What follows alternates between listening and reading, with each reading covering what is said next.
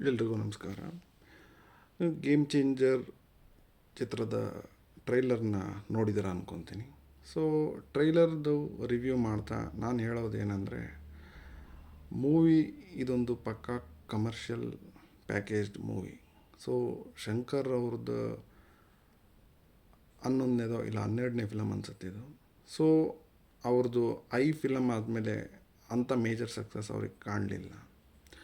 So Indian 2 film ಕೂಡ ಅವರಿಗೆ disaster ಆಗೋಯಿತು. ಅಂದರೆ ಬಾಕ್ಸ್ ಆಫೀಸ್ನಲ್ಲಿ ವರ್ಕೌಟ್ ಆಗಲಿಲ್ಲ. ಸೊ ಇಲ್ಲಿ ಗೇಮ್ ಚೇಂಜರ್ದು ಒಂದು ಇಂಟ್ರೆಸ್ಟಿಂಗ್ ಕೊಲ್ಯಾಬ್ರೇಷನ್ ಏನಂದರೆ, ಈ ಸ್ಟೋರಿ ಬಂದು ಕಾರ್ತಿಕ್ ಸುಬ್ಬರಾಜ್ ಅಂತ ತಮಿಳ್ನಾಡಲ್ಲಿ ಒಬ್ಬ ಈಗ ಯಂಗ್ ಆ್ಯಂಡ್ ಎನರ್ಜೆಟಿಕ್ ಒಬ್ಬ ಫೇಮಸ್ ಡೈರೆಕ್ಟರ್ ಅವರು. ಸೊ ಅವರು ತುಂಬ ಸ್ಕ್ರಿಪ್ಟ್ ಬರೆಯೋದ್ರಲ್ಲಿ ತುಂಬ ಫೇಮಸ್ ತಮಿಳ್ನಾಡಲ್ಲಿ. ಸೊ ಆ ಸ್ಕ್ರಿಪ್ಟ್ ಬಂದು ಅವರು ಅದನ್ನು ಮಾಡಿ ಆ ಸ್ಕ್ರಿಪ್ಟ್ನ ಎಷ್ಟೋ ಅವರ ಕ್ಲೋಸ್ ಸರ್ಕಲಲ್ಲಿ ಹೇಳಿದಾಗ, ಅವರು ಇದು ಶಂಕರ್ ಮಾಡಬೇಕಾಗಿರೋ ಅಂಥ ಒಂದು ಸಿನಿಮಾ ಅಂತ ತುಂಬ ಜನ ಹೇಳಿದಾಗ, ಈ ಸ್ಕ್ರಿಪ್ಟ್ನ ಶಂಕರ್ ಅವರು ಯಾವ್ದಾದ್ರು ಕಥೆ ಇದೆ ಅಂತ ಹೇಳಿದಾಗ ಇವರು ಅವ್ರಿಗೆ ಕೊಟ್ಟಿದ್ದು. ಸೊ ಯಾವುದೇ ಒಂದು ಸ್ಟೋರಿ ಒಬ್ಬರು ವ್ಯಕ್ತಿಯಿಂದ ತುಂಬ ಒಂದು ಸರ್ಕಲಲ್ಲಿ ನಿಮಗೆ ಒಂದು 10 ಜನದಲ್ಲಿ ನಿಮಗೊಂದು 8 ಜನ ತುಂಬ ಚೆನ್ನಾಗಿದೆ ಅಂದರೆ, ಒಂದು ಮೂವಿನಲ್ಲಿ ಕೂಡ ಅದೇ ಥರ ರೆಸ್ಪಾನ್ಸ್ ಬರುತ್ತೆ. ಯಾಕಂದರೆ ಯಾವುದೇ ಒಂದು ಮೂವಿ ಹಿಟ್ಟಾಗಬೇಕು ಅಂದರೆ, ನೀವು 10 ಜನದಲ್ಲಿ ಅದನ್ನು 5 ಜನ ಇಷ್ಟಪಟ್ಟರು ಅದು ದೊಡ್ಡ ಸಕ್ಸಸ್ ಆಗುತ್ತೆ. ಯಾವುದೇ ಒಂದು ಮೂವಿ ಎಲ್ಲರನ್ನೂ ಇಷ್ಟಪಡಿಸೋವಂಥ ಮೂವಿ ಇರೋದಕ್ಕೆ ತುಂಬ ಚಾನ್ಸಸ್ ಇಲ್ಲ. ನೀವು ಆಪ್ತ ಮಿತ್ರ ಅಂತ ಮೂವಿನೂ ಇಷ್ಟಪಡದಿರೋ ವ್ಯಕ್ತಿಗಳು ಸಿಗ್ತಾರೆ. ಸೊ ಎಷ್ಟು ಪರ್ಸೆಂಟ್ ಆ ಜನ ಆ ಮೂವಿ ನೋಡ್ತಾರೆ ಅನ್ನೋದ್ರ ಮೇಲೆ ಆ ಮೂವಿ ಹಿಟ್ ಆಗೋ ಚಾನ್ಸಸ್ ಜಾಸ್ತಿ ಇರುತ್ತೆ. ಅದು ಈಗಿನ ಕಾಲದಲ್ಲಿ ಬಡ್ಜೆಟ್ ಇದೆ. ಸೊ ಈಗ 10 ಕೋಟಿಯ ಫಿಲಮ್ಮು 20 ಕೋಟಿಗೆ ಮಾಡಿದ್ರೆ ಅದು ಹಿಟ್ಟು. ಅದೇ 100 ಕೋಟಿ ಬಡ್ಜೆಟ್ನ ಫಿಲಮ್ 50 ಕೋಟಿ ಮಾಡಿದ್ರು ಫ್ಲಾಪು. ಸೊ ಕ್ಯಾಲ್ಕುಲೇಷನ್ಸ್ನ ಆ ಫಿಲಮ್ ಬಡ್ಜೆಟ್ ಮೇಲೆ ಇರುತ್ತೆ.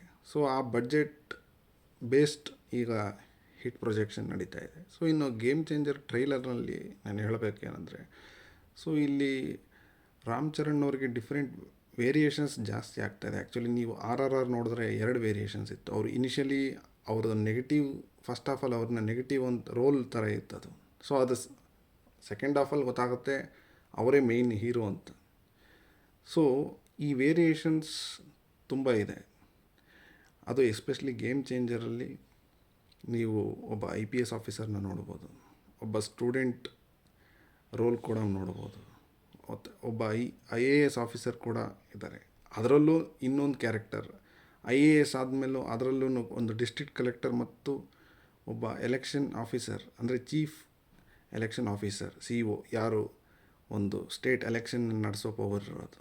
ಸೊ ಈ ಡಿಫ್ರೆಂಟ್ ವೇರಿಯೇಷನ್ಸ್, ಡಿಫ್ರೆಂಟ್ ಲುಕ್ಸ್ ಈ ಥರ ಎಲ್ಲ ಬಂದಾಗ ಒಬ್ಬ ಆ್ಯಕ್ಟರ್ ಅವರ ಚಾಲೆಂಜಿಂಗ್ ಆಗಿರುತ್ತೆ. ಅವರದನ್ನು ತೋರಿಸೋದಾಗಲಿ ಆ್ಯಕ್ಟ್ ಮಾಡೋದಾಗಲಿ. ಸೊ ಅದನ್ನು ಅವರು ತುಂಬ ಚೆನ್ನಾಗಿ ಮಾಡಿದ್ದಾರೆ ಅಂತ ಅನಿಸುತ್ತೆ.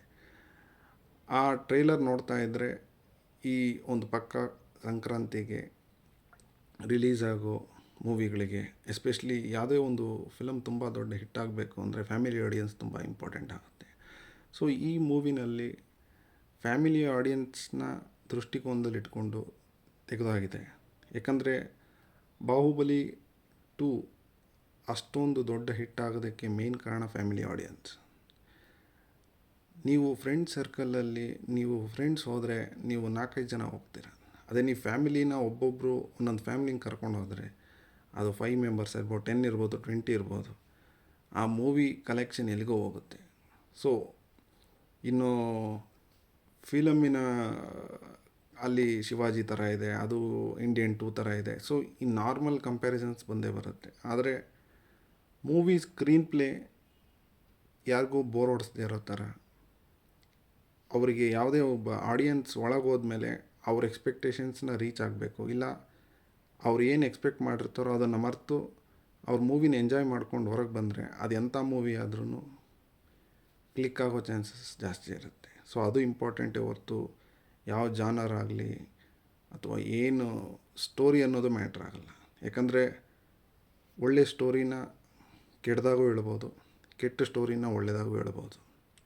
So screen play is important ಅಂತ ನಾನು ಹೇಳ್ತಾ, ಮೂವಿ ನನ್ನ ಪ್ರಕಾರ ತುಂಬ ಚೆನ್ನಾಗಿ ಮಾಡುತ್ತೆ ಅಂತ ಅನ್ನಿಸ್ತಿದೆ.